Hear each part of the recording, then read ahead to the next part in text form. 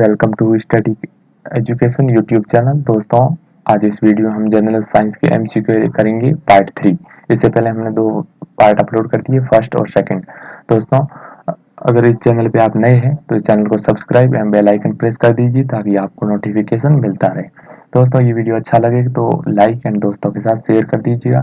चलते हैं दोस्तों, एमसीक्यू लेते हैं फटाफट। इसमें एमसीक्यू को करते हैं, 20-21 एमसीक्यू है। क्वेश्चन नंबर लेते हैं फर्स्ट। क्वेश्चन लेते हैं फर्स्ट, रासायनिक यौगिक आरडीएक्स का उपयोग किस रूप में किया जाता है? अच्छा क्वेश्चन है दोस्तों, तो इसका राइट आंसर होगा थर्ड, विस्फोटक पदार्थ विस्फोटक के रूप में किया जाता है। जो आरडीएक्स, इसका उपयोग विस्फोटक के रूप में किया जाता है। आगे देख लेते हैं दोस्तों, आरडीएक्स है जो प्लास्टिसाइजर के रूप में जाने जाने वाला एक अत्यधिक विस्फोटक पदार्थ है जिसमें एल्यूमिनियम पाउडर और को तापमान और आग की गति बढ़ाने के लिए मिलाया जाता है। ठीक है दोस्तों, जो एल्यूमिनियम पाउडर को है ना, वो तापमान और आग की गति को बढ़ाने के लिए वो मिलाया जाता है। इसका केमिकल फॉर्मूला C3H6N6O6। ओके दोस्तों, अगले क्वेश्चन पे बढ़ते हैं। क्वेश्चन नंबर 2, लाल चींटियों में कौन सा अम्ल मौजूद होता है? तो इसका राइट आंसर होगा फर्स्ट, मेथेनोइक अम्ल। मेथेनोइक अम्ल मौजूद होता है। अब दोस्तों, आप बोलेंगे मेथेनोइक अम्ल का दूसरा नाम, तो वो कभी कभी दिया जाता है फॉर्मिक अम्ल। फॉर्मिक अम्ल है वो दिया जाता है मेथेनोइक अम्ल की जगह। ओके दोस्तों, अगले क्वेश्चन पे बढ़ते हैं। तो इसका राइट आंसर क्या हो गया? फर्स्ट, मेथेनोइक अम्ल या फॉर्मिक अम्ल। तंबाकू खाने और सड़क पर थूकने से कौन सा प्रदूषण उत्पन्न हो सकता है? तो इसका राइट आंसर होगा ऑप्शन 2, मिट्टी। मिट्टी प्रदूषण होता है, सॉइल प्रदूषण होगा। क्योंकि दोस्तों, अगर तंबाकू हम पिक करेंगे तो मिट्टी पे ही करेंगे, तो ऑब्वियसली बात है कि मिट्टी प्रदूषण ही होगा।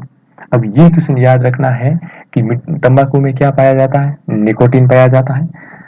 तंबाकू का सबसे बड़ा उत्पादक देश कौन सा है? चाइना।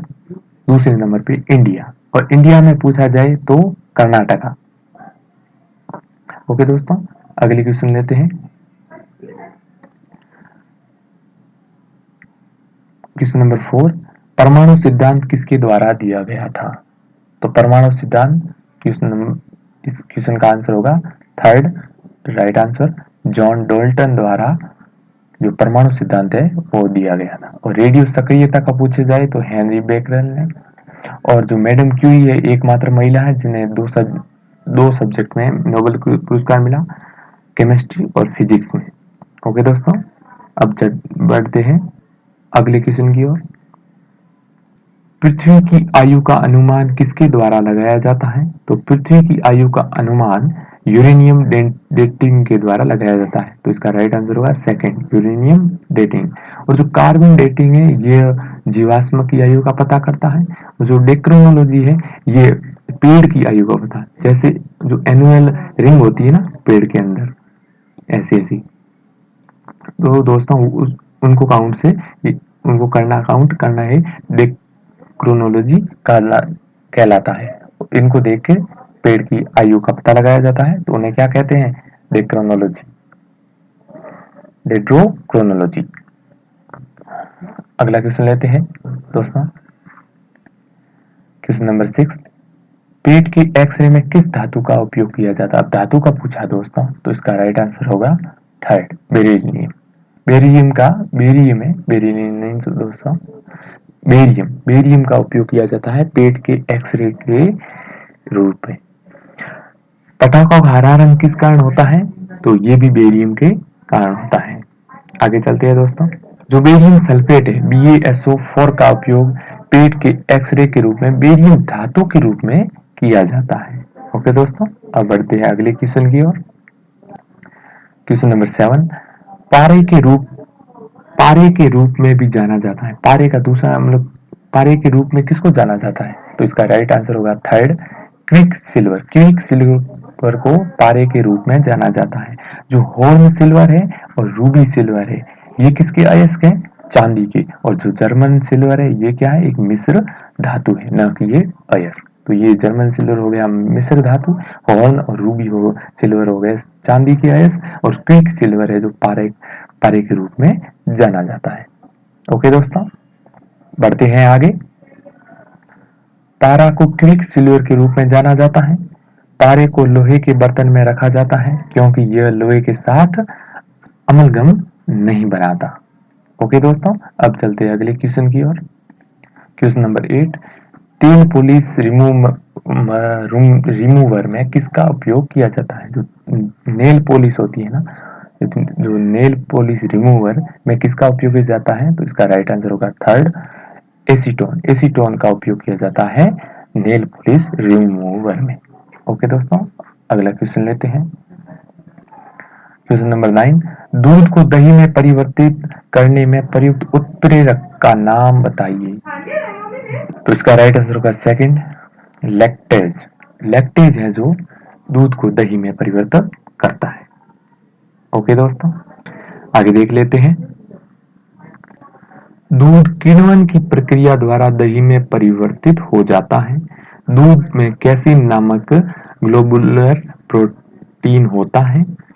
दही लैक्टिक एसिड, बैक्टीरिया और कैसीन के बीच रासायनिक अभिक्रिया के कारण बनता है। इस प्रकार लैक्टोज दूध को दही में परिवर्तन करने में इस्तेमाल होने वाला उत्प्रेरक है। ओके दोस्तों, अगला क्वेश्चन लेते हैं। क्वेश्चन नंबर 10, सोडियम द्वारा सबसे प्रचुर मात्रा में लवण कौन सा है? तो सोडियम का सबसे प्रचुर मात्रा में लवण, तो उसका राइट उसमें होगा सोडियम क्लोराइड। तो इसका राइट आंसर होगा 4, सोडियम क्लोराइड। आगे बढ़ते हैं दोस्तों। सोडियम का सबसे प्रचुर मात्रा में लवण सोडियम क्लोराइड है, ये याद रखना है, NaCl। इसका जो केमिकल फॉर्मूला, जो केमिकल नेम क्या है? NaCl।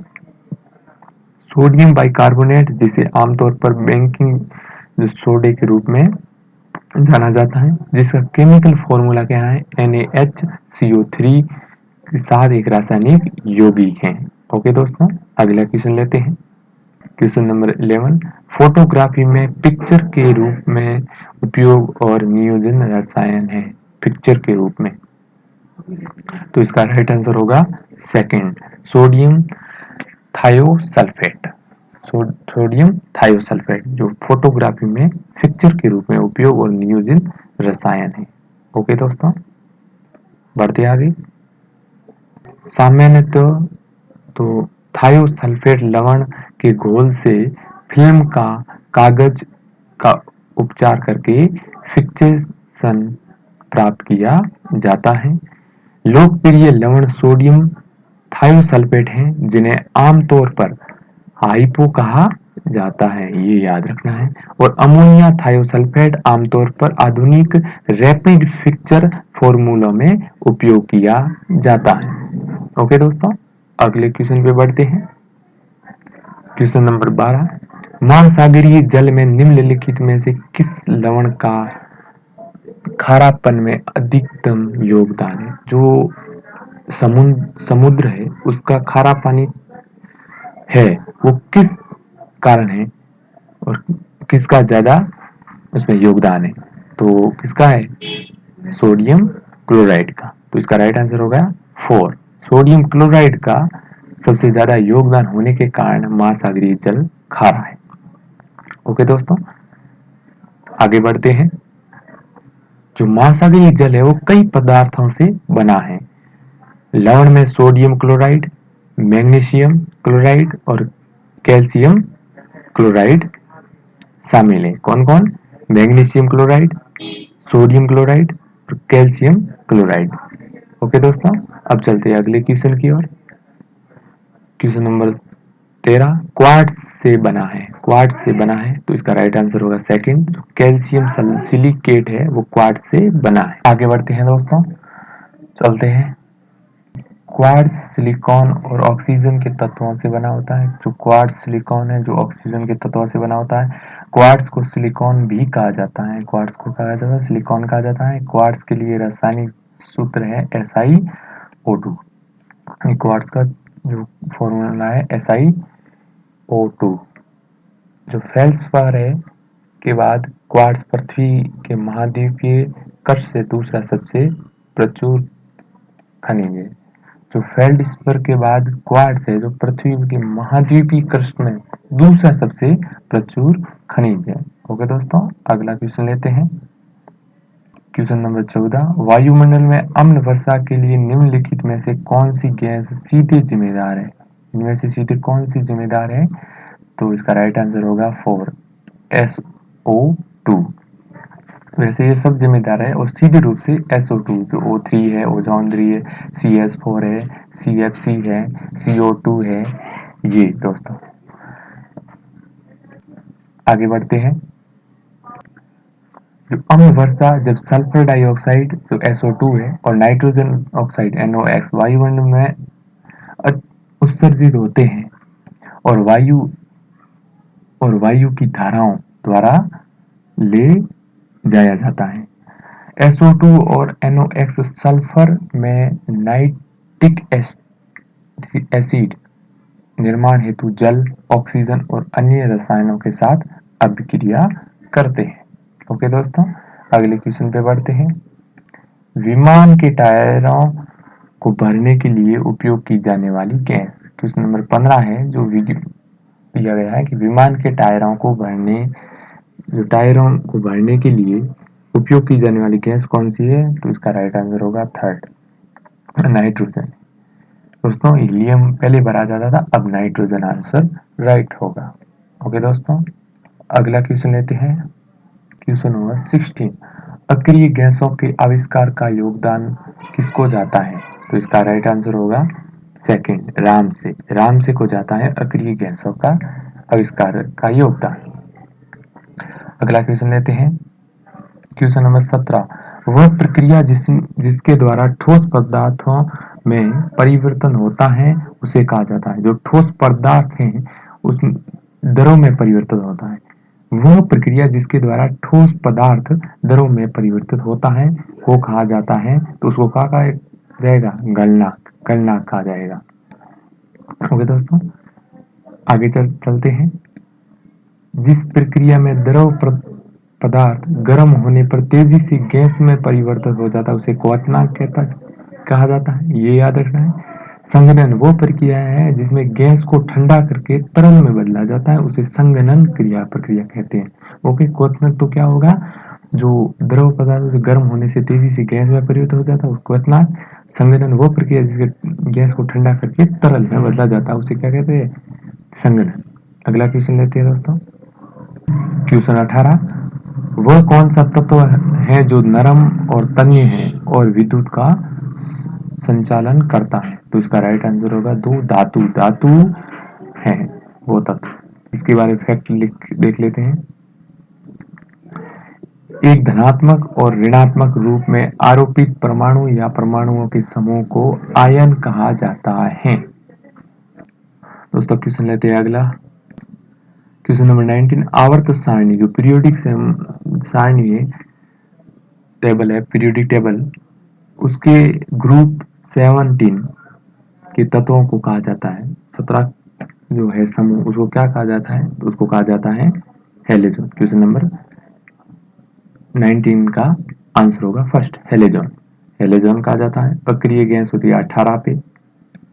जो संक्रमण तत्व है ये धातु में पाया जाता है S ब्लॉक में, और एंटीनोइड है ये जो F ब्लॉक में पाया जाता है।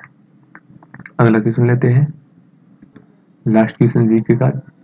सियाचिन की यात्रा करने वाले पहले प्रधानमंत्री कौन थे? तो इसका राइट आंसर होगा फर्स्ट, डॉक्टर मनमोहन सिंह थे जो पहले व्यक्ति थे जो सियाचिन की यात्रा करने वाले प्रधानमंत्री थे। तो ये था वीडियो दोस्तों, कैसा लगा? अच्छा लगा तो इस वीडियो को लाइक शेयर एंड दोस्तों के साथ शेयर एंड इस चैनल को सब्सक्राइब। Thank you.